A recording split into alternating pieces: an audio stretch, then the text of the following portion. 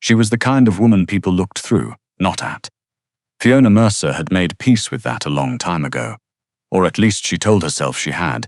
On the mornings she stood in front of the bathroom mirror and practiced not flinching at her own reflection. 29 years old, 5'4", and built like her grandmother's armchair, wide and soft and meant for staying in one place. She kept her dark hair pinned back, wore the same rotation of navy cardigans over white blouses, and moved through the corridors of Castellano Imports like a draft, present but unfelt. That was the point. The company occupied 4 floors of a glass tower on the south side of Chicago, and on paper it was exactly what it claimed to be, an international import-export firm specializing in luxury goods, wines, and commercial freight. On paper, the numbers were immaculate. Fiona knew, because she was the one who kept them that way. She had graduated top of her accounting cohort at the University of Illinois, turned down 2 offers from firms in New York, and taken this job because it paid 30% more than anything else she'd been offered, and asked no questions she wasn't prepared to answer. It took her 6 weeks to understand why the salary was so generous. It took her another 2 to decide she didn't care, because by then she had already fallen in love with the work, with the architecture of the ledgers, the clean beauty of numbers that balanced, the quiet satisfaction of finding the single transposed digit in 40 pages of entries that nobody else had caught. She was good at being invisible, and invisible people learned things. The name she heard most, in fragments of hallway conversation and the careful silences that fell when certain doors opened, was Calloway. Not a first name. Never a first name. Just Calloway, spoken the way people spoke about weather or God, as something ambient and inevitable, a force that existed outside of ordinary cause and effect. Calloway's shipment. Calloway's arrangement. Don't touch that account. It's Calloway's. She had never seen him. Not once in 14 months of employment.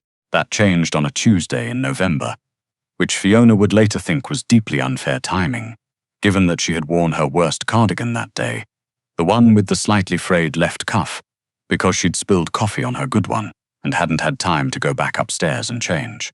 She was in the basement archive room at 7:42 in the evening, 3 hours after everyone else had gone home, cross-referencing freight invoices from the previous quarter against the customs declarations on file.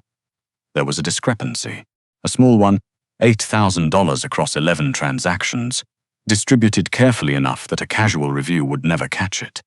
But Fiona's reviews were never casual, and the pattern she was looking at made the back of her neck go cold. Someone was skimming, and they were doing it well enough that they'd been doing it for at least 8 months without detection. She was so absorbed in the printout spread across the table that she didn't hear the door open. The building's supposed to be empty. The voice came from directly behind her, and Fiona did something she had not done since she was 7 years old and her brother had hidden under her bed with a flashlight. She knocked her chair backward and knocked over a full cup of water directly into her own lap. She spun around. The man standing in the doorway was not what she expected, though she couldn't have said what she'd expected. A security guard, maybe, someone in a uniform. Not this. Not a man in a charcoal suit that probably cost more than her monthly rent, with dark eyes that moved across the room with the efficient, unhurried calm of someone who had walked into a great many rooms and never once been surprised by what he found there. He was tall, not theatrically so, but enough that the low ceiling of the archive room felt suddenly lower. A jaw like something carved out of serious intentions, silver threaded through dark hair at his temples, and a scar thin and old and faded that ran from the corner of his left eye toward his ear like a sentence someone had started and decided not to finish. He looked at the upended cup and the printouts and Fiona, standing there with water soaking through her skirt, and something crossed his face that wasn't quite amusement and wasn't quite concern. "Are you hurt?" "No," she said, and then, because her mouth sometimes operated independently of her better judgment, "Are you supposed to be in this building?"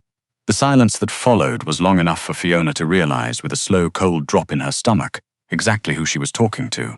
"I own the building," said Calloway. His first name, she would learn later, was Edmund Calloway. But no one called him that, and she would understand why the moment she saw the way the men outside the door.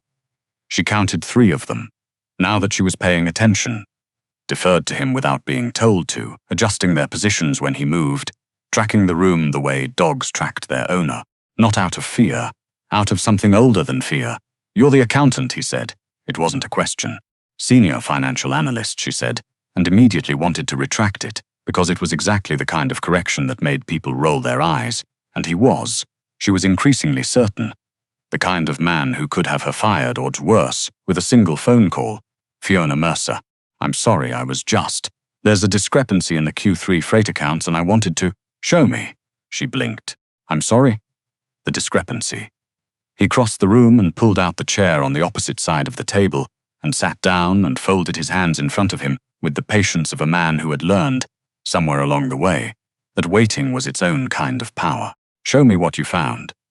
Later, she would think about that moment a great deal, the way she'd spread the printouts between them, still damp at the edges from the water she'd spilled, and walked him through the pattern. 11 transactions, 8 months, the specific rotation of freight codes that was just varied enough to avoid flagging the automated review, but just consistent enough to betray a human hand.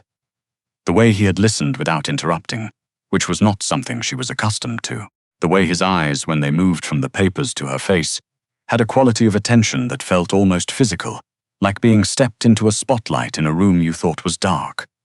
He asked 4 questions. Each one went directly to the heart of the thing. By the third, she'd stopped being nervous and started being interested, because whatever else Edmund Calloway was, he understood how money moved. Who knows you found this? He asked when she finished. No one. I was going to write it up tomorrow and bring it to Mr. Delancey. Her manager, 3rd floor, a man who wore too much cologne and had, now that she thought about it, been unusually interested in the Q3 freight reports 3 weeks ago. I always work late on Tuesdays. Something shifted in Calloway's expression. A small thing, a tightening around the eyes that she wouldn't have noticed if she hadn't been looking. Don't do that, he said. Don't bring it to Delancey. The name landed between them like a stone. Fiona looked at the papers. She looked at the man across the table. Her heart was doing something loud and unprofessional against her ribs, but her mind was very, very quiet, the way it got when a problem snapped into focus.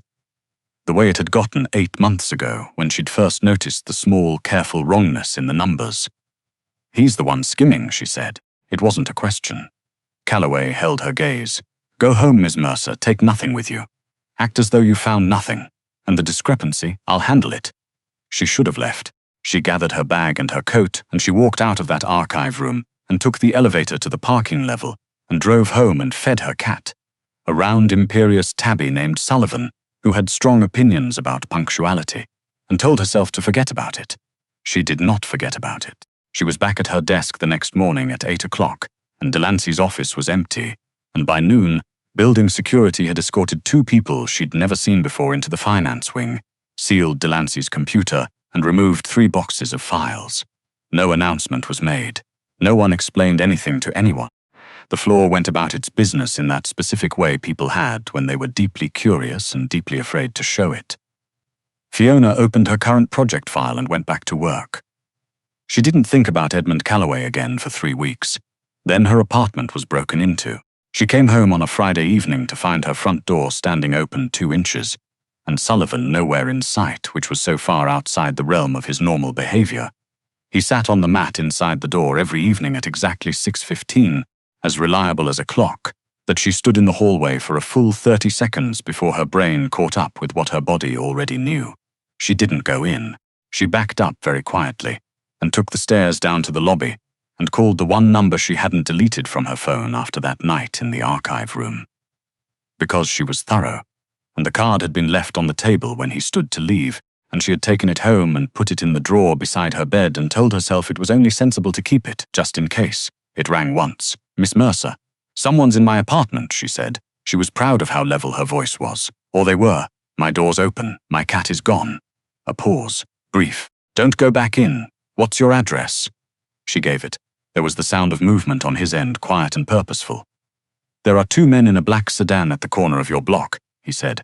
They've been there since this afternoon. Walk toward Michigan Avenue. Don't run. How do you know? Walk, Miss Mercer. She walked. Sullivan was found 2 days later. She did not ask how or where, only that he was fine, which he was, perched on a leather couch in an office she had never been in before, with the expression of a cat who felt he had been somewhat under-provided for and intended to make his feelings known. She did not ask what had happened to the men in the black sedan either. She had opinions about ignorance that had, over the past several weeks, become more flexible than they used to be. What she did ask, because she was constitutionally incapable of not asking things she genuinely wanted to know, was why. Why what? Said Calloway. He was standing at the window of the office, hands in his pockets, looking out at the city with the particular stillness of a man who had made a great many decisions from great heights. Delancey had 8 months and a support system. And I still caught him, she said. Now someone's been watching my apartment since yesterday. That's not about Delancey. He was quiet for a moment. Delancey was a middle link, he said. There are others who know that someone found the thread. They don't know who yet, but they're guessing. They're being cautious. She thought about this. Sullivan chose that moment to flow off the couch and begin winding around her ankles, which she found grounding. So I'm in danger because I'm good at my job. Something moved across Calloway's face then, not quite a smile. Something that lived in the same neighborhood. You're in danger, he said, because you're better at it than anyone who was supposed to be. She stayed at a hotel that night, a very nice hotel, which she suspected she was not paying for. And the next morning there were 2 men outside her door and a briefing from someone named Garrett, who was either Calloway's head of security or his shadow, and who explained to her, with professional calm, that the situation was being managed and that she should continue her normal work routine and not discuss what she'd found with anyone. And if I have questions, she said. Garrett looked at her with the expression of a man who had not been asked this question before. You can reach out to Mr. Calloway directly. I don't think I'm the kind of person Mr. Calloway takes calls from. He gave you his number. She didn't have an answer to that, so she went to work. 3 things happened over the following 10 days. The first was that 2 more names were quietly removed from the organizational structure of Castellano Imports, and the filing discrepancies Fiona had flagged began to resolve themselves in her ledgers, in a way that required no explanation from anyone. The second was that Sullivan was installed in her hotel room with a dedicated food schedule and a new bed that cost more than her first laptop, and took to it with the equanimity of a cat who had always known this was his due. The third was that Calloway began appearing, not dramatically, not with announcement, just there, in the parking structure at 7:45 one morning, leaning against a car that wasn't the one she expected, saying nothing until she reached him and then saying only, I'll have someone drive you. In the elevator of her office building on a Thursday afternoon, standing with his hands in his pocket, going nowhere in particular, asking her in a tone of complete neutrality whether she'd eaten lunch. She had not eaten lunch.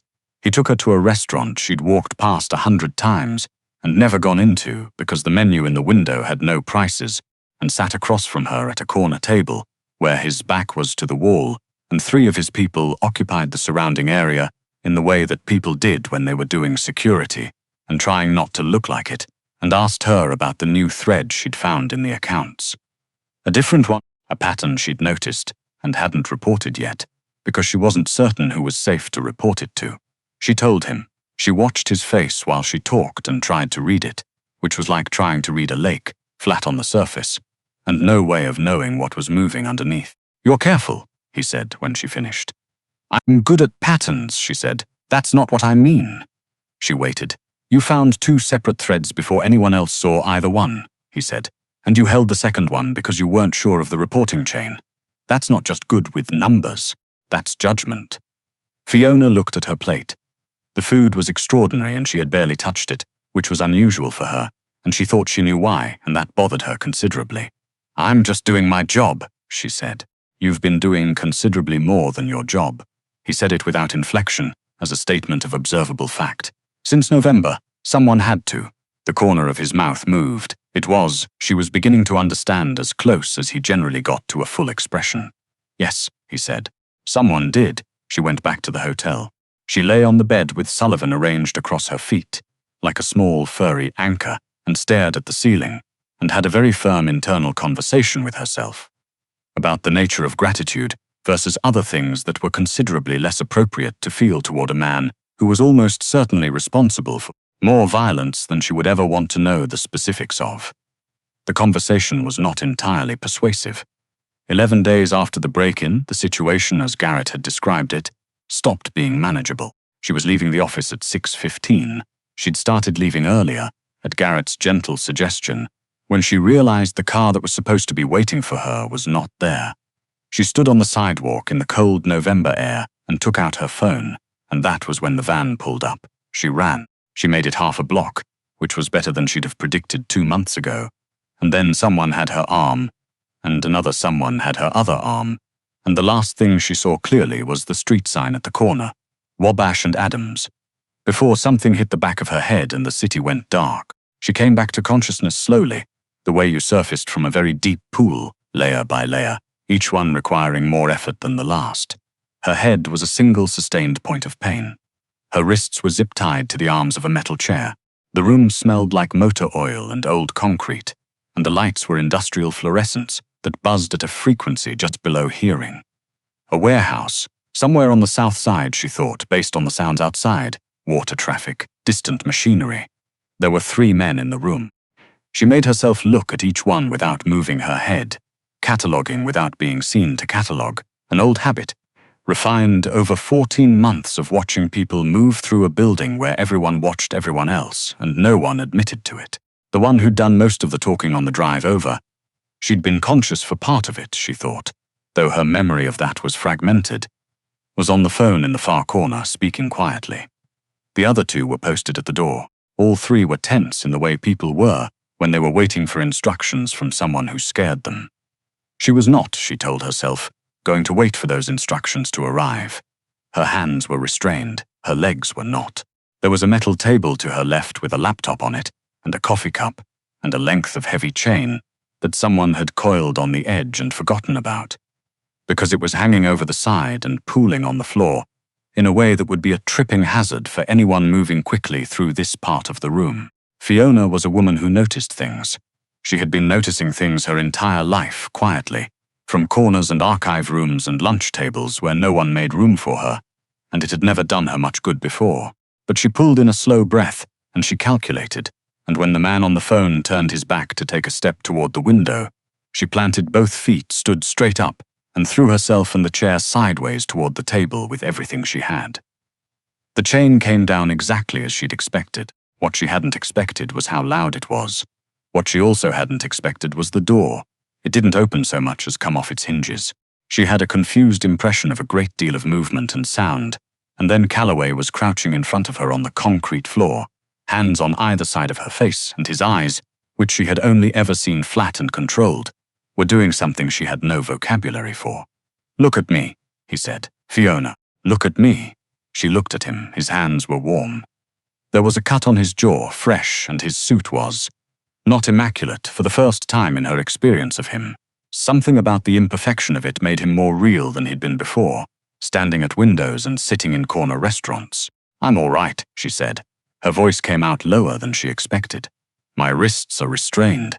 He produced something from his jacket, a folded blade, opened with one hand, and cut the zip ties without looking down. Then he stayed where he was, crouched on the floor in front of her, which could not have been comfortable for a man in a suit that fit the way his did.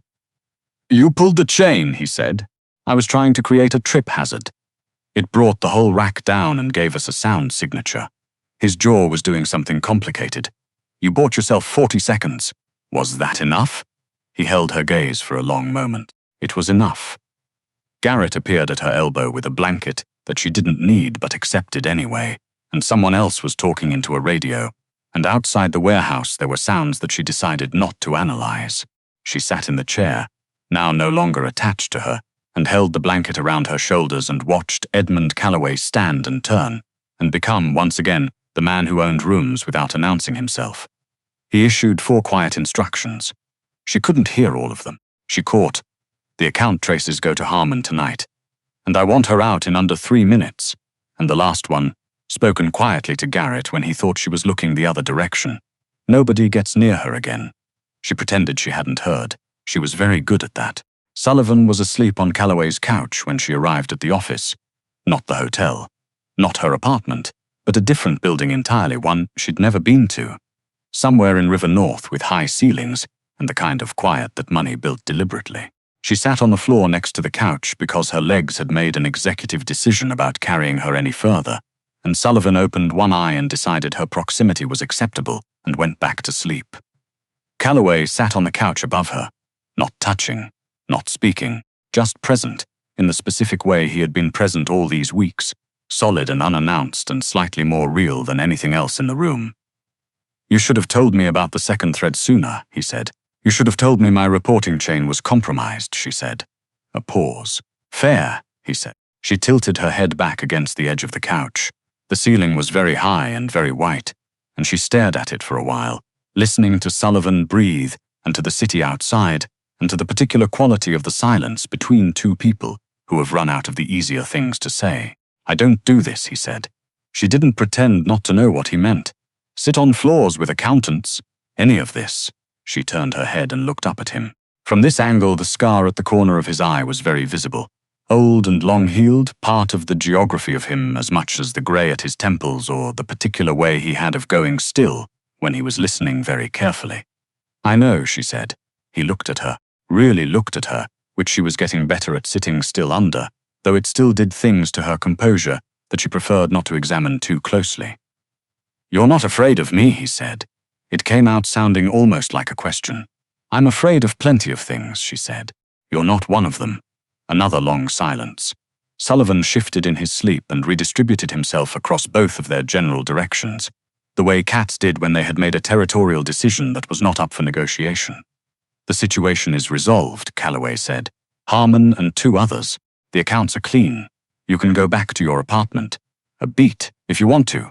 She thought about her apartment, the plant she'd been neglecting, the second-hand armchair she'd reupholstered herself 3 years ago in fabric she'd found at a market and loved for no particular reason. The feeling of being small and ordinary and unremarkable in a world that moved around her without touching her. She thought about a man who asked her questions and listened to the answers and sat on the floor of his own office because she couldn't get to a couch. "I think," she said carefully, "that I'd like a day or 2 before I decide anything." "You can stay here," he said. It came out flatly, the way the rest of his sentences did, and she had learned enough by now to know that flat wasn't the same as indifferent, that with Edmund Calloway, the things he felt most were the ones he said with the least inflection. She nodded once. He nodded once. Sullivan snored. The city outside went on being Chicago, loud and cold and enormous, and in the particular hush of that room, with a borrowed blanket and a fat opinionated cat, and a man who had dismantled a door to find her in time, Fiona Mercer allowed herself the luxury of feeling, just briefly, exactly as seen as she was. She was not invisible anymore. She wasn't sure she'd ever wanted to be. She'd just never had the option before. She reached up and set her hand on the couch cushion, near but not touching his, and he looked down at it, and then he did the thing he almost never did. He let her see his face, all of it, without the careful neutral surface, and what was underneath was not frightening at all. It was, in fact, the most straightforward thing she'd seen in 14 months. Sullivan opened both eyes, regarded the 2 of them with the critical assessment of a cat who had always known exactly how this was going to go, and closed them again. He was not a cat who wasted time on surprise.